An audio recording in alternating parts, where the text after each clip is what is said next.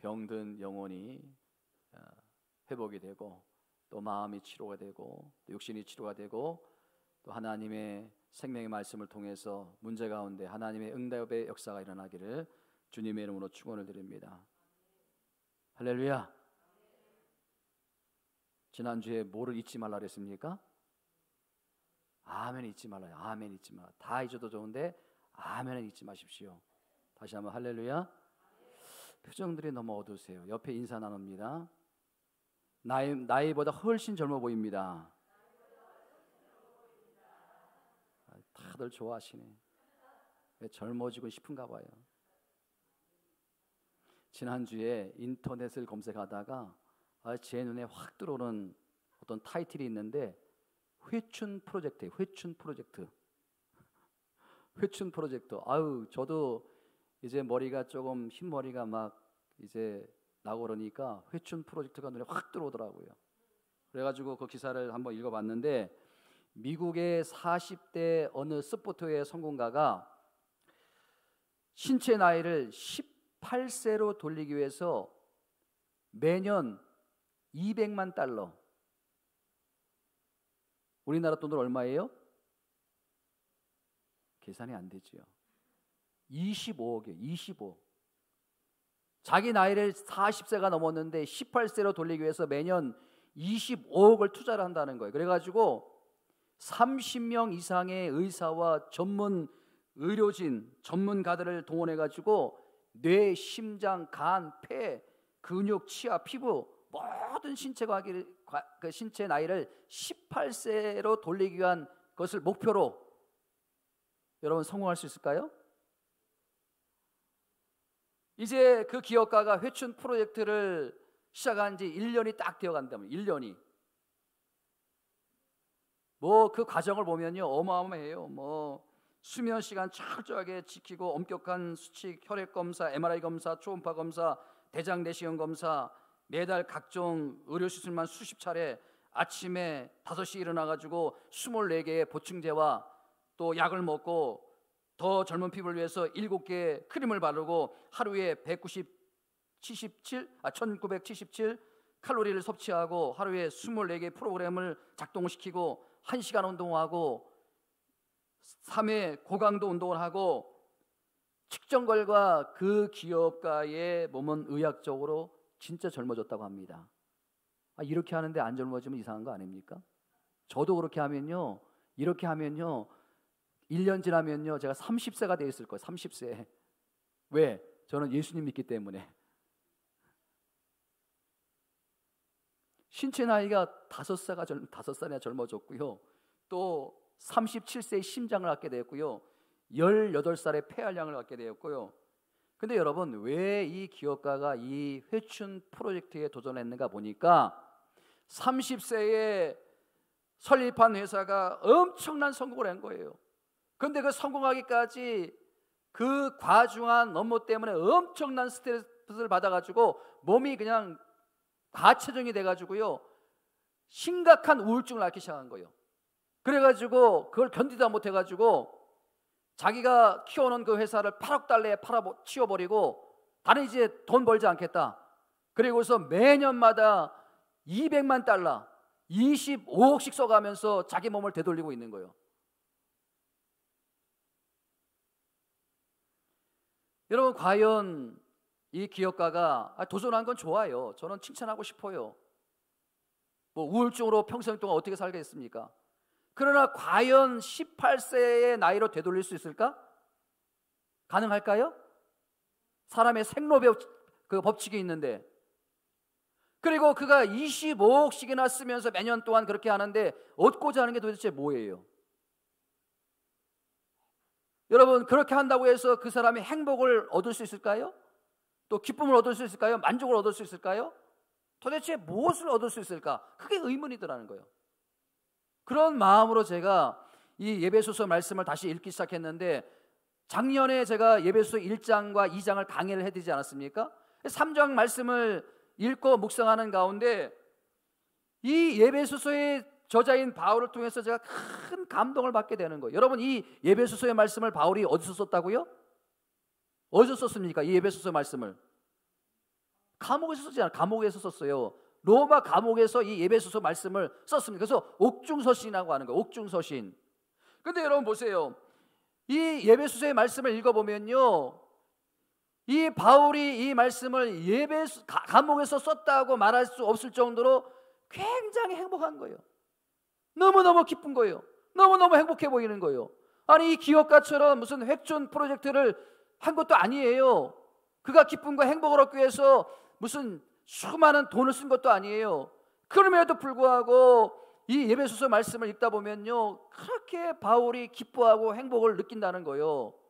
여러분, 우리가 멀쩡하던 사람도요, 행복한 사람도 감옥에 한번 들어가 보세요. 몸도 마음도 다 무너지는 게 감옥 생활이에요. 경찰 조사 한번 받는 것도 얼마나 힘든지 몰라요, 이게. 그런데 여러분, 바울은요, 감옥에서 이 예배소서 말씀을 쓰고 있는데 그 어떤 사람보다도 행복해요. 어떤 사람보다도 기쁜 거예요. 그게 저에게 도전이 되고 오늘 여러분들에게 도전이 되는 말씀이 아닙니까? 여러분, 바울이 예배소서 1장과 2장에서 어떤 말씀을 썼습니까? 바울이 예배소서 1장과 2절 말씀에서 하나님께서 우리에게 주시는 신령한 복에 대해서, 신령한 복이 무엇인지 우리에게 복음의 엑기스만 증거하지 않았습니까? 신령한 복이 뭐예요? 하나님이 우리를 선택해 주셨다는 거예요. 그리고 나 한 사람, 아무것도 가치 없는 사람을 위해서 성삼위 하나님, 성부 하나님께서 구원의 큰 계획을 세우시고, 나 한 사람을 위해서, 그 누구도 아니에요. 나 한 사람 구원을 위해서 성부 하나님이 구원의 마스터 플랜을 세우시고, 성령 하나님이 도와주시고, 성자 하나님께서 그 일을 행하시고, 십자가에 돌아가시고, 그 은혜로 말미암아 자신이 구원받았다. 그 감격이 너무 감격스러워서 예배소서 1장에 보면 찬송하리로다, 찬송하리로다, 찬송하리로다, 기뻐하리로다, 기뻐하리로다. 주체할 수가 없는 거, 주체할 수가 없는 거예요. 2장에 넘어가면 죄와 허물로 말미암아 나는 죽었다. 여러분, 세상 사람들 멀쩡해 보이지만 영적으로 보면 다 죽은 사람들이에요. 다 지옥 갈 사람들이에요. 그러나 허물과 죄로 죽었던 우리를 누가 살리셨고?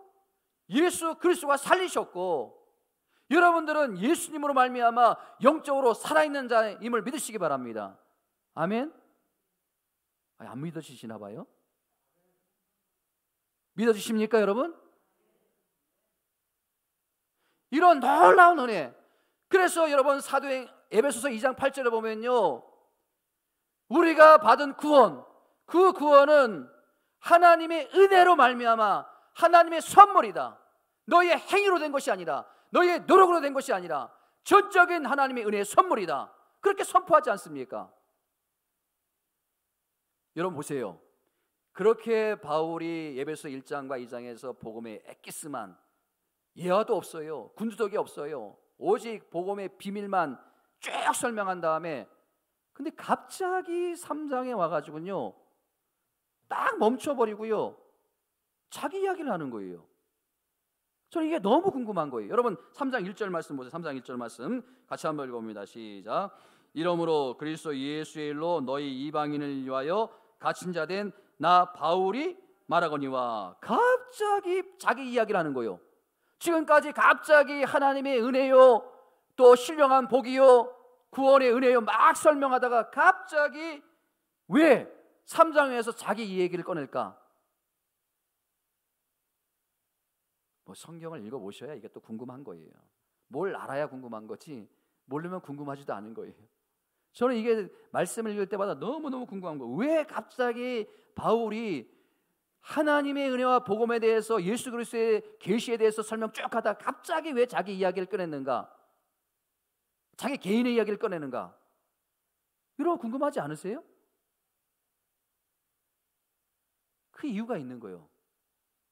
제가 분석해 보니까요, 이 예배소 교회 성도들은 보면요 초신자들이 굉장히 많았어요. 처음 나오신 분들이 많았어요. 믿음이 약한 분들이 많았어요. 그러니까 그 믿음이 약한 분들이 바울을 볼 때 이해가 되지 않는 거예요. 아니 저렇게 예수를 잘 믿는 사람인데, 교회의 지도자고 교회를 위해서 헌신한 사람인데 어떻게 감옥에 갈 수 있느냐, 어떻게 어려움을 당할 수 있느냐, 이해를 못하는 거예요. 그것을 이해시키기 위해서 바울이 지금 자기 이야기를 하고 있는 거예요. 또 하나가 뭐냐면요, 여러분, 바울이 지금 사도직을 감당하는데, 목사직을 감당하는데 그것에서 의심을 갖고 있는 거예요. 왜? 여러분, 감옥에 들어가는 사람은 죄 지은 사람이 들어가는 거 아닙니까? 아니, 복음을 전하는 사람이, 아니, 목사로 쓰임 받는 사람이, 사도로 쓰임 받는 사람이 왜 감옥에 들어가는 거예요? 그거를 이해를 못하는 거예요. 그거에 대한 의심이 있는 거예요. 그거를 이해시키기 위해서 부득불 바울이 자기 자신에 대해서 이야기할 수밖에 없는 거예요. 여러분, 저는요, 이 사도 바울의 모습을 보면서 목사로서 도전을 받는 거예요. 여러분, 제가 전하는 이 말씀이 생명의 말씀일지라도, 복음의 말씀일지라도, 능력의 말씀이라서, 아무리 이것이 참된 진리라 할지라도 이 복음을 전하는 저에 대한 신뢰가 없다면, 저에 대한 믿음이 없다면 이 말씀은 여러분들에게 스며들 수가 없는 거예요. 여러분들 귀에 들려지고 여러분 마음에 심겨질 수가 없는 거예요. 그런 측면에서 저는 목사로서 너무너무 부끄러움을 느끼는 거예요. 여러분, 저부터 먼저 깊이 반성을 하는 거예요. 네? 제가 정직하지 못하고, 제가 신실하지 못하고, 제가 깨끗하지 못하면 부끄러움을 당할 수밖에 없는 거예요. 여러분 보세요. 오늘 본문 7절과 8절 말씀에서 바울이 가졌던 그 지도자의 훌륭한 모습과 또 그 바울의 힘의 원동력이 도대체 어디서 나왔는가 보십시오. 여러분, 첫 번째로 잘 기억하십시오. 바울은요, 자기 위치를 아는 겸손한 사람이었다는 거예요. 겸손한 사람. 자, 여러분 보세요. 8절 말씀 보면요, 바울이 자기 자신에 대해서 아주 재미있는 표현을 쓰고 있어요. 저는 이 표현이 너무너무 재미있는 거예요. 여러분 같이 한번 읽어보세요. 이 표현이 어떤 표현을 쓰고 있는지 같이 한번 시작. 모든 성도 중에 지극히 작은 자보다 더 작은 나에게 이 은혜를 주신 것은 측량할 수 없는 그리스도의 풍성함을 이방인에게 전하게 하시고. 자, 여러분 보세요. 바울이 지금 자기 자신에 대해서 어떤 표현을 쓰고 있습니까? 네? 모든 성도 중에 지극히 작은 자보다 더 작은 자에게. 여러분, 이게요, 업법상으로는 맞지 않는 표현이에요. 네? 헬라 원문에 보면요, 이 작은 자라는 표현이 그 언어로 보면 엘라키스토 테레스라는 표현인데, 엘라키스토 테레스라는 표현인데 최상급의 형용사, 최상급의 형용사. 여러분 국어 배우시면 알겠지만 최상급의 형용사가 뭐예요? 더 작은 것은 없다는 거예요. 가장 작다. 그 밑에 작은 자가 없다는 거예요. 가장 작다는 거예요. 가장 작다. 근데 가장 작은 자보다 더 작은 자, 이거는요 어법의 모순이에요. 이런 표현을 쓸 수가 없는 거예요. 이게 맞지도 않는 표현이에요. 근데 여러분, 사도 바울이 자기 자신을 이야기하면서 지극히 작은 자보다 더 작은 자다, 이런 표현을 왜 쓰고 있을까? 이런 표현이 원래는 맞지 않는 표현이에요. 모순이에요. 근데 왜 이 표현을 쓰고 있을까? 왜 이런 모순된 표현을 쓰고 있을까? 자기 자신을 한없이 낮추는 거예요. 자기 자신을 한없이 낮추는 거예요. 여러분, 우리가 볼 때 이 사도 바울이 얼마나 위대한 사도입니까? 얼마나 대단한 사람입니까? 그것은요, 사람이 볼 때 그런 것이고, 우리가 볼 때 그런 것이고, 자기가 하나님 앞에 섰을 때는요 정말 아무것도 아닌 존재라는 거예요. 아무것도 아닌 존재라는 거예요. 여러분, 사도 바울이 뭐라고 자신을 고백했습니까? 나는 죄인 중에 괴수다. 나는 죄인 중에 가장 큰 죄인이라는 거예요. 나는 지금까지 죄 짓고만 살았다는 거예요. 죄를 빼놓고는 나를 설명할 수가 없다는 거예요. 여러분, 이 사도 바울이요 자신을 겸손한 사람이라고 표현하는데, 이것은 예수님을 닮은 거예요. 여러분, 우리 예수님께서 어떻게 낮아지셨습니까? 하늘에 높고 높은 하늘의 보좌를 버리시고 낮고 천한 인간의 몸으로 이 땅에 오셔서 우리의 죄를 대신해서 십자가에 달려 돌아가시고 어디까지 내려가셨습니까? 우리 예수님이 지옥까지 내려가셨어요. 우리의 죄값을 치르기 위해서 지옥까지. 이게 예수님의 낮아지심이에요. 예수님의 지옥 강화예요. 사도 바울은요 그 예수님의 낮아지심을 생각하며 자기 자신을 한없이 낮추는 거예요. 나는 죄인 중에 괴수입니다. 여러분, 잠언 16장 18절에 보면요 따라합니다. 교만은 패망의 선봉이요 거만한 마음은 넘어짐의 앞잡이니라. 여러분, 우리가 왜 넘어진지 아십니까? 왜 하나님께서 우리에게 매를 때리시지 않습니까? 왜 우리가 힘들지 않습니까? 자꾸 교만한 거예요. 자꾸 교만해지는 거예요. 하나님 앞에서 교만해지는 거예요. 자기 잘났다고, 자기가 지금까지 이렇게 열심히 살았기 때문에 이렇게 자기가 누리고 있는 거라. 교만은 패망의 선봉이에요. 거만한 남은 넘어짐이 앞잡이에요. 사도 바울은 이것을 분명히 깨달은 사람이에요. 그래서 자신을 한없이 낮추는 거예요. 여러분, 제가 고속도로를 이렇게 달리다 보면 한 번은 큰 경적 소리에 깜짝 놀란 적이 있는데, 뭐 다 그런 것은 아니지만 간혹 무례한 덤프트럭 운전자들이 있지 않습니까? 자기가 무슨 큰 덤프트럭을 운전하면 자기가 대단한 사람인 것처럼, 자기가 무슨 슈퍼맨이 된 것처럼, 큰 차처럼 자기가 대단한 사람처럼 그렇게 막 난폭 운전을 하는 분들이 있지 않습니까? 그래가지고 막 그냥 주변에 작은 차들 가면 일부러 그냥 크락션을 확 울려대고 막 그래가지고 깜짝 놀래. 저도 한번 그런 경험을 했는데 사고 날 뻔했어요. 그냥 앞만 보고 가는데 그냥 갑자기 크락션을 확 울리는 바람에 정신이 번쩍 나가지고 막 핸들을 붙잡는 바람에, 그래가지고 휴게소로 들어가는데 그 차도 휴게소로 들어가는 거예요. 그래가지고 한번 봤어요. 어떤 사람이 내리는가. 세상에 30대 새파란 젊은 놈이 내려가지고 화장실로 들어가는데 따라가서 그냥 뒤통수를 한 대 때려주고 참았어요. 여러분, 아니 무슨 큰 덤프트럭을 몰면 자기가 슈퍼맨입니까?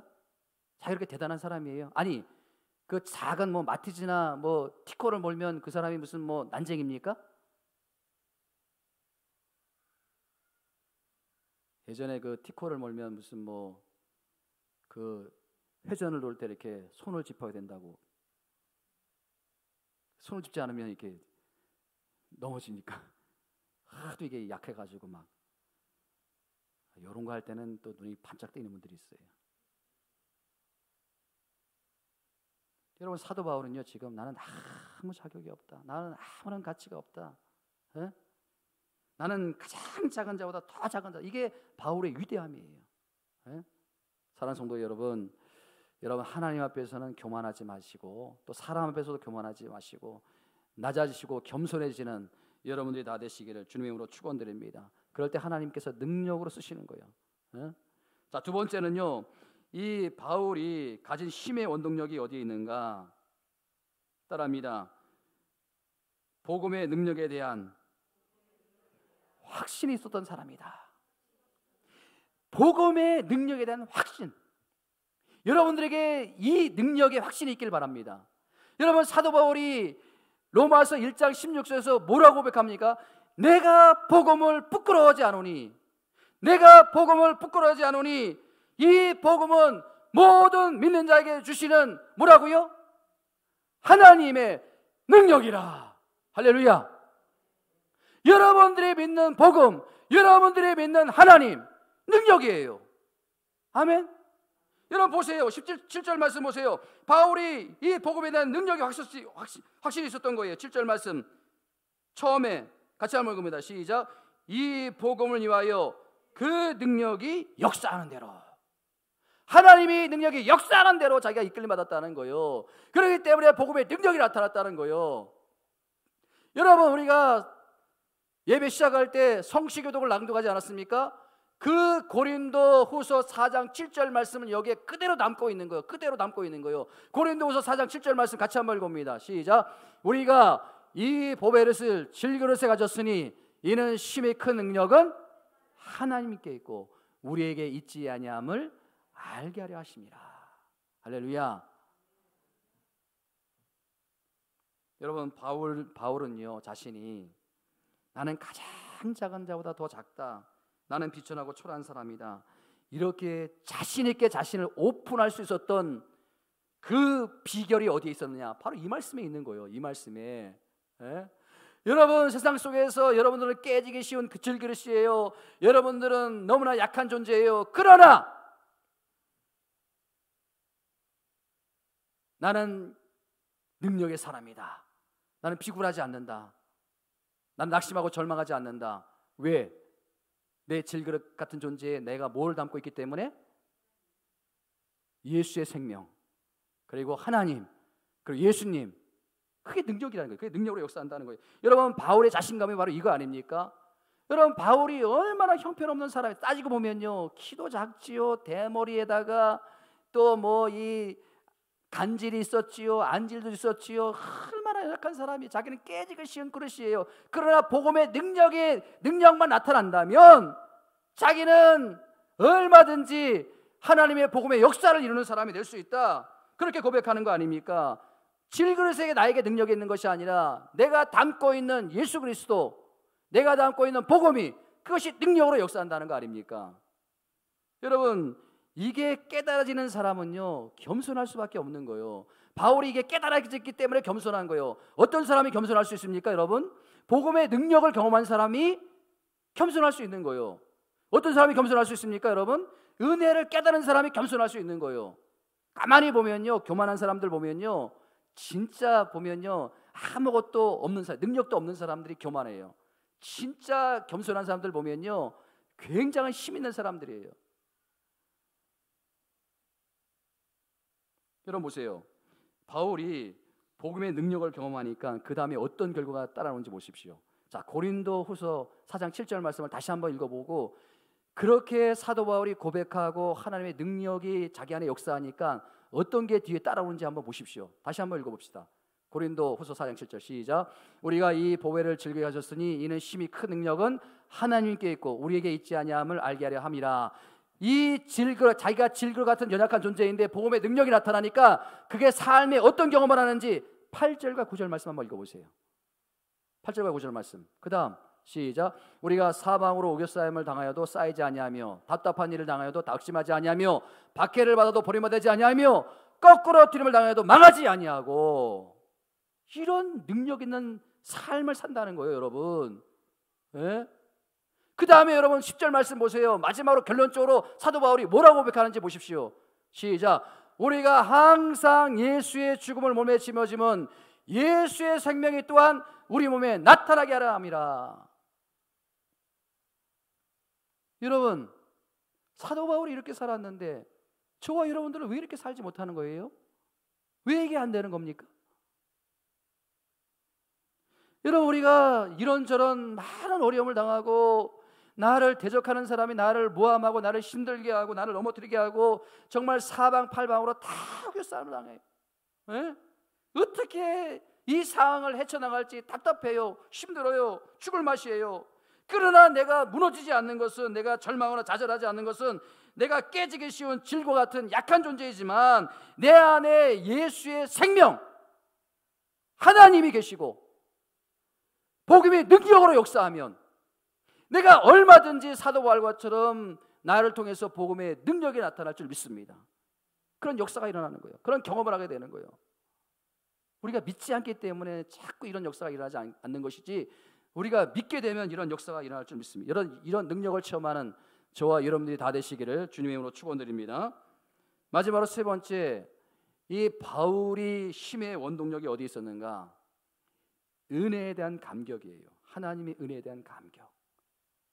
여러분 보세요. 7절 말씀을 다시 한번 같이 한번 큰 소리를 읽어봅니다. 시작.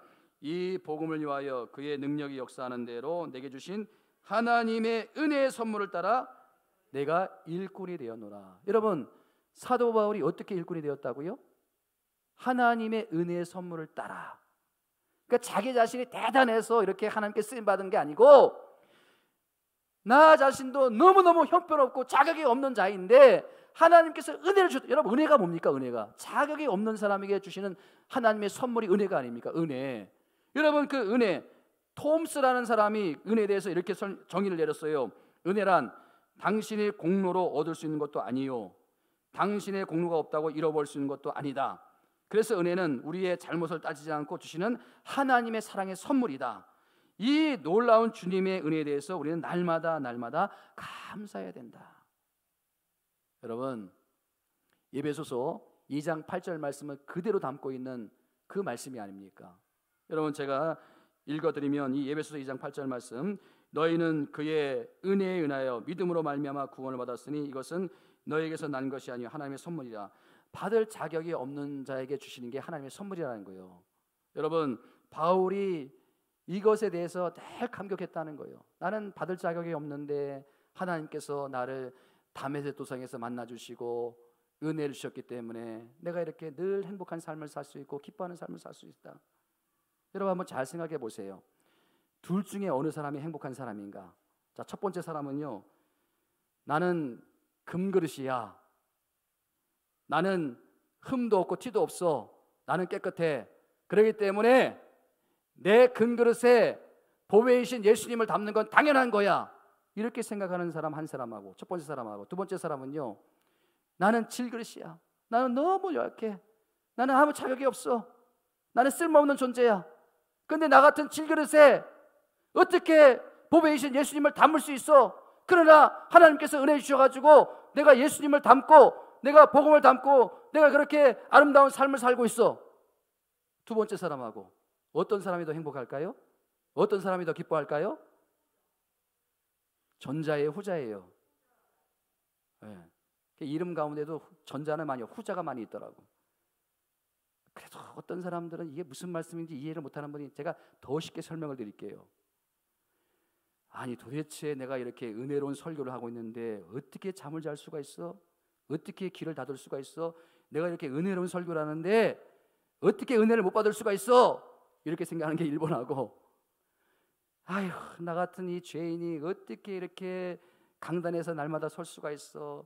이 말씀을 들어주는 성도님들이 대단한 거야. 이렇게 생각하는 2번하고, 어떤 것이 저에게 행복을 더 가져다 줄까요?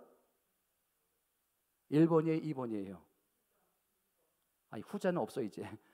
1번이에요, 2번이에요? 2번 아닙니까? 2번. 예? 여러분 사도 바울이 바로 이거예요. 이거 지금. 예? 이거예요. 나는 모든 성도보다 작은 자보다 더 작은 자다.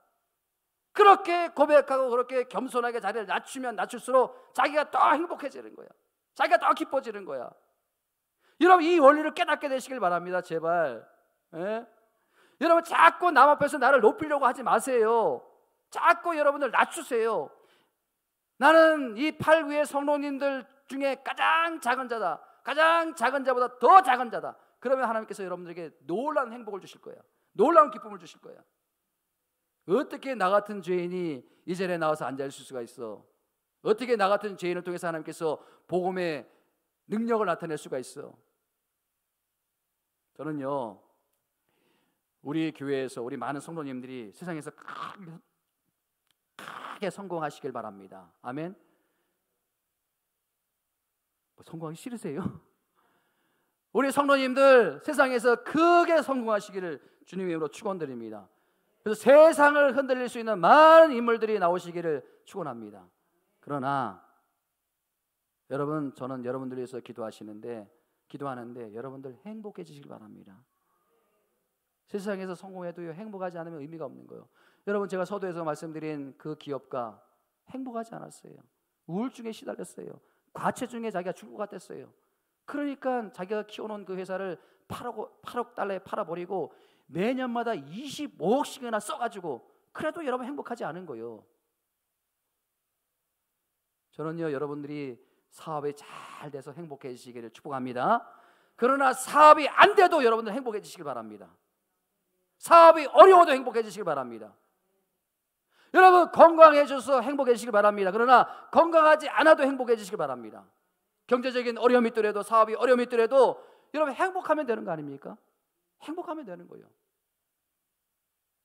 예수님 때문에 행복하면 되는 거예요. 가정에서 기쁨을 누리고 행복하면 되는 거예요. 더 뭘 바라겠습니까, 여러분? 바울은요, 바로 이 비결을 깨달았다는 거예요. 오늘 본문을 통해서 자기를 낮추면 낮출수록 겸손함으로 말미암아 자기가 행복해지는 걸 느꼈던 거예요. 그리고 복음의 능력에 확신을 가짐으로 말미암아 자기가 행복해진 걸 느꼈던 거예요. 그리고 하나님의 은혜를 날마다 생각하니까 제가 너무 행복한 거예요. 여러분 진짜 행복해지시기를 주님의 이름으로 축원드립니다. 여러분 이렇게 바울이 은혜의 선물에 대해서 감격하면서 살아나니까, 행복해지니까 의욕이 생기는 거예요. 의욕이 생기는 거예요. 여러분 성경에 보면요, 이 사도 바울이 얼마나 많은 고난을 당했습니까? 고린도 후서의 11장에 가보면요, 이게 우리가 상상할 수 없는 고난이에요.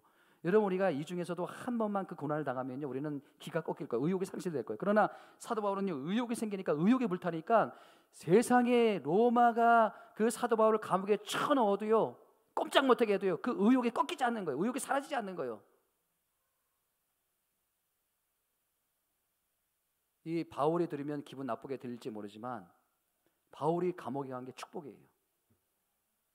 여러분, 바울이 만약에 감옥에 갔지 않았다면 이 예배소서 말씀이, 죽고 같은 예배소서 말씀이 기록되었겠습니까?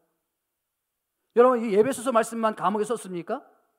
바울이 옥중 서신이 빌립보서 여러분 읽어보세요. 기뻐하라, 기뻐하라, 기뻐. 기쁨의 서신이에요. 도대체 뭐가 기쁜지. 기뻐하라, 기뻐하라, 기뻐하라. 골로새서에 보세요. 넘치도록 기뻐한다. 하나님의 신령한 은혜 막 노래하고 있어요. 또 빌레몬서에 보면 용서하라, 용서하라. 자기를 쳐넣은 사람들 어떻게 용서할 수 있겠습니까? 그러니까 여러분, 로마 당국에 생각할 때 이 사도 바울은 골칫덩어리야. 감옥에서 풀어놓으면 돌아다니면서 주의 복음을 막 전하지요. 의욕 있게 막 전하지요. 그래가지고 저 골칫덩어리 잡아 쳐넣으면요, 이런 주옥 같은 말씀을 쓰지요. 그러니까 로마 당국에서 이러지도 못하고 저러지도 못하고 골칫덩어리가 이 사도 바울이에요. 사도 바울. 여러분, 이게 어떻게 가능했다고요? 어떻게 가능했다고요? 겸손함으로 말미암아, 복음의 능력에 대한 확신을 가짐으로 말미암아 하나님의 은혜에 대한 감격을 가지고 의욕이 살아나니까 그를 꺾을 수 있는 사람이 없는 거예요. 꺾을 수 있는 사람이 없는 거예요. 사단과 마귀도 그를 꺾지 못하고 로마 당국도 그를 꺾지 못하고. 저는 여러분들이 예배를 통해서 여러분의 삶의 의욕이 되살아나기를 주님의 이름으로 축원드립니다. 의욕에 꺾이지 않으면 여러분들이 실패의 자리에 있더라도, 절망의 자리에 있더라도 그것이 축복의 통로가 되고 은혜의 통로가 될 수 있다는 사실이에요. 제가 몇 주 전에 말씀을 드렸지만요, 저는 이 오카는 목사님의 그 마지막을 생각하면 늘 제가 이 강단에 선다는 게 너무나 감격스러운 거예요. 왜? 그 오카는 목사님이 마지막 이제 그 서울대 병원에서 폐암 말기 선고를 받고요, 투병 중에 계시는데, 여러분 폐암 아시겠지만 말기 폐암은요, 고통이 그 어떤 암보다도 심해요. 그렇기 때문에 몰핀을 맞지 않으면요 견뎌낼 수가 없어요. 잠을 잘 수가 없어요. 먹을 수가 없어요. 그러니까 여러분, 그 옥 목사님이 너무 고통스러우니까 날마다 그런 고백을 하는 거예요. 그냥 그 성도들이 찾아와가지고, 그 몇몇 명이 되는 성도님들이 얼마나 사모했던 목사님입니까? 찾아와가지고요, 좋은 음식 다 해다 드리는 거예요. 좋은 음식 해다 드리고 그냥 찾아와서 위로해드리고. 근데도 이 목사님은 그게 자꾸 이렇게 하지 말라, 애쓰지 말라, 나는 빨리 천국 가고 싶다, 난 빨리 예수님 보고 싶다, 예수님 만나고 싶다.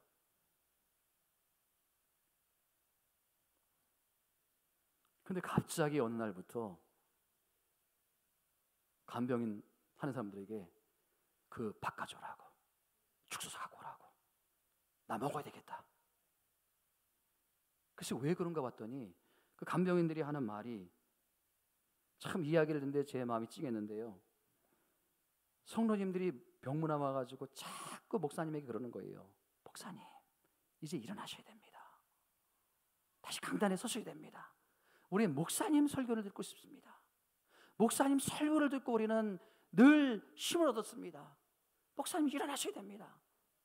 그러니까 이 옥 목사님의 삶의 의욕이 다시 막 생겨난 거예요. 그래가지고 가져와라, 내가 먹어야 되겠다, 내가 다시 일어나야 되겠다. 근데 끝내 그 꿈을 이루지 못하시고 옥 목사님은 돌아가셨어요. 여러분, 제가 늘 그 옥 목사님을 그 마지막 그것을 생각할 때마다 참 제가 이 자리에 선다는 것이 얼마나 이 자리가 귀한 자리인지, 얼마나 소중한 자리인지. 여러분, 옥 목사님만 그렇게 했겠습니까?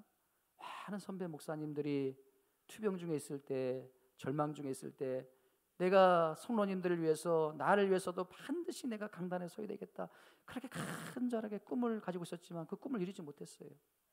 그렇기 때문에 여러분, 제가 이 자리에 설 때마다 그냥 귀한 거예요. 너무 귀한 거예요. 저한테도 귀하지만요, 여러분 한 사람 한 사람에게 너무 귀한 거예요. 그래서 저는 할 수만 있으면 여러분들에게 정말 시시하게 말씀 증거하지 않기 위해서 얼마나 그냥 애를 쓰는지 몰라요. 시시하게 말씀을 전할 수 없는 거예요. 여러분, 무슨 이유 때문인지 모르지만 삶의 의욕이 꺾이신 분들이 있을 거예요. 너무 힘들다, 너무 어렵다, 참 이걸 어떻게 헤쳐나갈 수 있을까, 난 눈을 감고 이대로 죽었으면 좋겠다, 내가 왜 살아야 되는가, 내가 왜 이 직장을 생활해야 되는가, 내가 왜 사업을 이렇게 세워야 되는가, 그렇게 의욕이 꺾이신 분들이 있을 거예요. 그렇다면 여러분, 오늘 이 사도 바울을 통해서 우리가 깨닫게 되는 것은 바로 복음의 능력이 임하면, 또 하나님의 은혜가 느껴지면 의욕이 되살아나는 줄 믿으시기 바랍니다. 여러분에게 이러한 복음의 능력이 임해지기를 주님의 이름으로 축원드립니다. 그리고 삶의 의욕이 다시 회복되어 주시기를 주님의 이름으로 축원드립니다. 삶의 의욕이 꺾이지 않으면 되는 거예요. 여러분, 사도 바울 보세요. 꺾이지 않으니까. 저는 마지막으로, 제가 어릴 때, 제가 믿음이 없을 때는요, 너무 가난하다 보니까 하나님이 진짜 있나, 그렇게 의심을 할 때가 참 많이 있었어요. 하나님이 정말 계십니까? 어떻게 아버지가 간암으로 돌아갈 수가 있겠습니까? 하나님 살려주세요. 얼마나 어렸을 때 많이 기도했는지 몰라. 그런데 돌아가셨어요. 그때 하나님이 진짜 있나요? 하나님이 살아계시나요? 지금까지 오면서 수많은 어려움을 겪었어요. 뭐 제가 잘못해서 겪는 어려움도 있어요. 물론 제가 죄져서 어려움을 겪는 것도 있어요. 그럴 때마다 하나님 진짜 살아계시나요? 제가 꺾이지 않고 의욕이 되살아날 수 있었던 이유는 뭐냐면, 저 목사님이 하나님이 살아계시다고 하면 하나님은 살아계신 거야. 저 목사님이 거짓말을 하지 않아. 저 목사님은 절대 거짓말하지 않아. 그 목사님에 대한 신뢰감. 오늘 사도 바울이 바로 자기 이야기를 하는 게 바로 그거예요. 성도들이 의욕이 꺾였어요. 성도들이 시험에 들어요. 그러니까 그 의욕이 꺾이지 않도록 자기 자신에 대한 신뢰감, 그것을 주기 위해서, 저 목사님이 하나님이 살아계시다고 하면 하나님은 살아계신 거야. 저 목사님이 절대 거짓말하지 않아. 여러분, 하나님은 살아계십니다. 다시 한번, 하나님은 살아계십니다. 하나님이 여러분들의 어려운 문제, 여러분들의 삶의 문제, 경제적인 문제, 지금 해결되지 않는 문제, 육신의 질병까지 우리 하나님께서 그 믿음대로 치료하시고 해결해 주심을 믿습니다. 우리 함께 찬양 드립니다. 주님 다시 오실 때까지